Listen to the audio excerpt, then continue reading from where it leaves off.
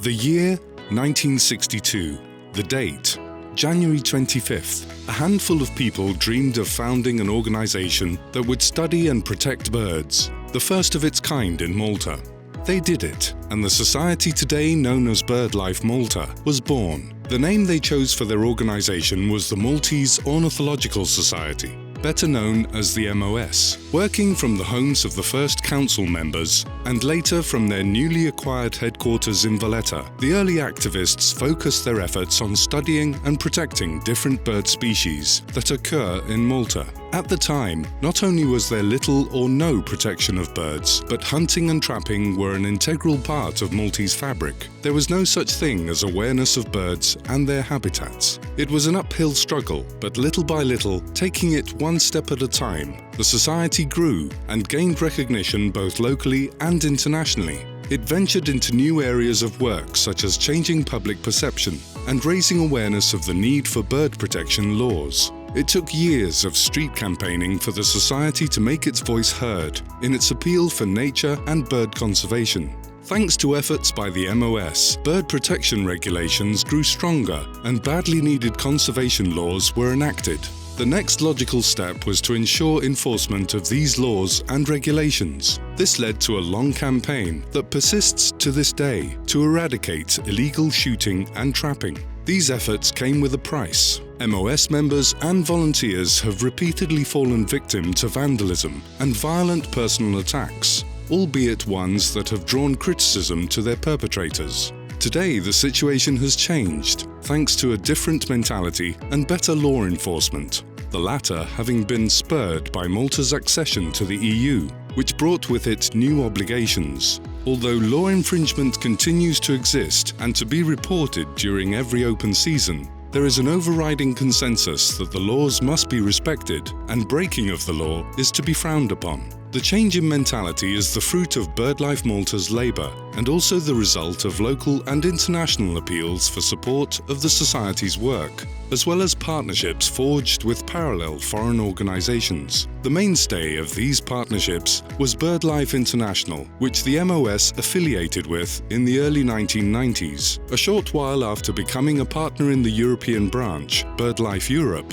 the Society changed its name to BirdLife Malta. Today, BirdLife International is the largest global conservation movement. BirdLife Malta works closely with its equivalent in the UK, the Royal Society for the Protection of Birds, with which it has always cooperated on various projects. These partnerships have led to BirdLife Malta's continued growth and consolidation. The Society continued to widen its scope and to explore new avenues for development. From conservation and law enforcement, BirdLife Malta branched into education. One of the mainstays of the Society's work is its education mission to generate an appreciation of the natural environment. It is estimated that over 80% of primary school schools participate in BirdLife Malta's Dinja Waħda education program, a program that consists of a variety of activities connected with nature protection and awareness. BirdLife Malta also has a young members section, for which activities connecting children to nature are organised. The education program is being extended to secondary schools, as well as the community. BirdLife Malta today is also well established in the publishing world. It has published books, magazines, and periodical printed matter, reaching a variety of audiences, including members, through which it educates and transmits knowledge and values. BirdLife's growth has allowed it to reach out to the public through new and different media. Its outreach includes campaigns, a variety of initiatives and activities, such as Raptor Camp and the well-known Spring Watch, held during the spring bird migration, as well as bird ringing and bird watching for the public, boat trips for seabird watching, and many more. BirdLife Malta regularly organises campaigns. Its lobbying efforts over the years have brought a positive change to the country. The Society, for example, was instrumental in bringing an end to robin trapping. On a much larger scale, BirdLife's work led to the introduction of new environmental laws, stopping the construction of a road through the Ardira Nature Reserve, the securing of Nature Reserve protection status for Filfla, the designation of Kemuna as a bird sanctuary, Needless to say, the largest campaign that BirdLife has participated in and the climax of its efforts to ban hunting in spring was the April 2015 referendum against bird shooting at this most crucial period in a migratory bird's life. This issue has been a national controversy since 2004, when Malta acceded to the EU, due to the fact that spring hunting is illegal in all member states except Malta. Despite the fact that the hunting lobby won the referendum, it was only by just over 2,000 votes, clearly indicating that practically half of the Maltese population is against spring hunting. Ironically, less than a year after this referendum result, the government of Malta was forced to comply to pressure from the European Commission and apply a moratorium on the hunting of the turtle dove, imposed by the International Union for the Conservation of Nature. This imposition was based on a revelation by the latest scientific data that the turtle dove is in danger of extinction, leading to a reassessment of its status and upgrading to vulnerable on the European Red List of endangered bird species. The moratorium goes to prove how consistent BirdLife Malta always was, with arguments against spring hunting which were based on scientific facts. Another important aspect of BirdLife Malta is its scientific research through bird ringing. Through an affiliation that dates back to 1965 with the Europe-wide bird ringing scheme, today BirdLife Malta has a community of licensed bird ringers who contribute data towards the study and research of bird migration and their geographical routes, analysis of annual bird movement through our islands, and the compilation of a list of regular breeding birds in Malta. This data has all contributed to better conservation measures for these species. Above all, BirdLife Malta has proved that it has not only been a pioneer in this field, but it is also an authority in the field of bird research. This expertise has been consolidated through a number of projects, co-founded by the European Union based on bird study, projects that have drawn millions of euros from the European Union towards Malta. Much of this research has concentrated around seabirds due to Malta's geographical position as an island. Over a period of 15 years between 2006 and 2020, and with the collaboration of a number of local and international partners, BirdLife Malta will have succeeded in completing 3 projects focused on 3 seabird species, of which Malta has a significant global population. The most recent of these has just started, Life, Archipelago Guinea. The focus of these projects has been not only to study the location of the colonies of the 3 species, but also to identify threats to their survival and propose conservation measures that address the threats. This is done through management plans for the breeding colonies of these birds.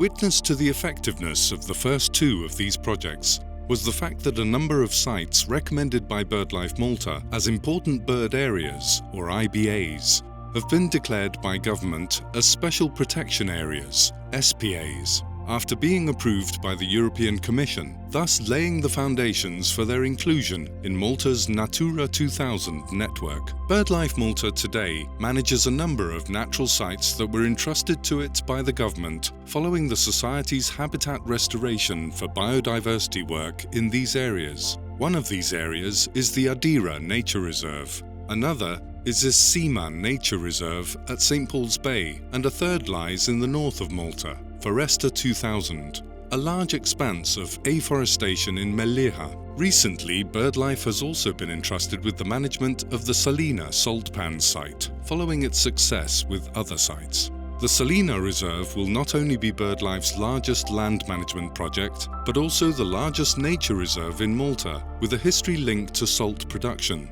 One is hopeful that the public will now be able to enjoy new bird species that are attracted to the area and maybe even breed there. The site's potential to attract birds has been proven repeatedly by birds alighting in the salt pans to rest during migration, among which the most spectacular flamingo, a bird synonymous with salt pans, especially in the Mediterranean. This time, if a flamingo lands at Salina, it will be protected. BirdLife Malta has transformed the sites under its management to nature destinations popular not only with birdwatchers, but also casual members of the public, families, tourists, and schoolchildren. The nature reserves have been set up to host people and draw ever-increasing numbers of visitors. But above all, the reserves were restored as habitats to attract wildlife, with the aim of increasing Malta's list of breeding birds. These sites are the only places in Malta where nature is given first priority and its protection is guaranteed. BirdLife Malta is today the largest NGO in the country, with premises at Tashbish and operating from offices in Shemshia, with a staff of close to 20, among which are interns from the European Voluntary Scheme. The society has over 1,500 members. BirdLife Malta works closely with other eNGOs with whom it has good relations on various projects and on a number of environmental issues covering a wide spectrum of green concerns.